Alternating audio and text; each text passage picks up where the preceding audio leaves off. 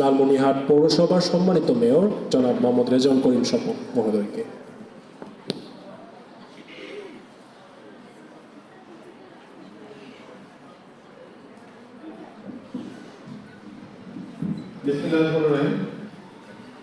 মহান স্বাধীনতা দিবস ও জাতীয় দিবস উপলক্ষে আজকের এই আলোচনা সভার সম্মানিত সভাপতি লালমনিরহাট জেলার সচিব গোলাম মোহাম্মদ মহোদয়, আমাদের মাঝে হিসেবে উপস্থিত রয়েছেন লালমনিরহাট জেলার মাননীয় মানুষের নেতা, আমাদের লালমনিরহাট সদর তিন আসনের মাননীয় সংসদ সদস্য অ্যাডভোকেট মতিউর রহমান মতিউর ভাই, উপস্থিত রয়েছেন অন্যান্য বিশেষ অতিথিবৃন্দ, সম্মানিত সুধীমন্ত্রী, সবাইকে আসসালামু আলাইকুম, অন্যান্য ধর্মকে শুভেচ্ছা। আমি আমার বক্তব্য শুরুতেই আমি শ্রদ্ধাময় স্মরণ করছি হাজার বছরের শ্রেষ্ঠ বাঙালি জাতির জনক বঙ্গবন্ধু শেখ মুজিবুর রহমান ও তার পরিবারের অন্যান্য সদস্যদের প্রতি যারা 1977 সালের 15 আগস্ট সালরাত্রিতে আত্মাহুতি দিয়েছিলেন, শহীদ হয়েছিলেন এবং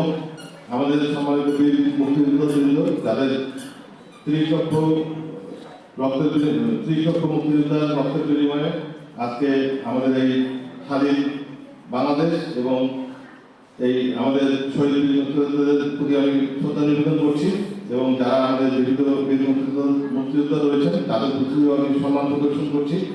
আমরা তাদের রক্তের বিনিময়ে আমরা আমাদের এই স্বাধীন বাংলাদেশ পেয়েছি। আজকে আমাদের মাননীয় প্রধানমন্ত্রী জনাব শেখ হাসিনার হাত ধরে এই বাংলাদেশ সারা বিশ্বে আজকে মাথা উঁচু করে দাঁড়িয়েছে এবং একটি সুখী সমৃদ্ধ এবং উন্নত রাষ্ট্র হিসেবে আজকে এই বাংলাদেশকে আমাদের মাননীয় প্রধানমন্ত্রী একটি পর্যায়ে নিয়ে এসেছেন। আমরা আজকে যারা রয়েছে আমাদের সকলের দায়িত্ব আমাদের এই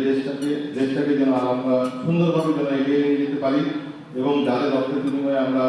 এই স্বাধীন দেশ পেয়েছি তাদেরকে যেন আমরা যথাযথ সম্মান প্রদর্শন করতে পারি এবং আমরা সহ আমাদের আগামী প্রজন্ম আমরা যেন এই দেশটাকে ভালোবেসে দেশটার প্রতি যেন আমাদের এই ভালোবাসাটা যেন আমরা রাখতে পারি এবং আমাদের দ্বারা যেন এই দেশের কোনো ক্ষতি না হয় সেই জিনিসকে আমাদের সবাইকে খেয়াল রাখতে হবে এবং আমরা যেই আশা নিয়ে আমাদের জাতির জনক বঙ্গবন্ধু শেখ মুজিবুর রহমানের ডাকে আমাদের এই বাঙালিরা এই দেশটাকে স্বাধীন করেছে সেই জাতির জনকের স্বপ্ন যেন আমরা পূরণ করতে পারি এবং বাংলাদেশটাকে যেন আমরা সুন্দরভাবে সোনার বাংলাদেশ হিসেবে গড়ে তুলতে পারি। আজকে এই জাতীয় দিবসে আমাদের এই অনুষ্ঠান হোক এই আশাবাদ ব্যক্ত করে সকলের সুস্বাস্থ্য ও দীর্ঘায়ু কামনা করে আমি আমার বক্তব্য শেষ করছি। জয় বাংলা, জয় বাংলা।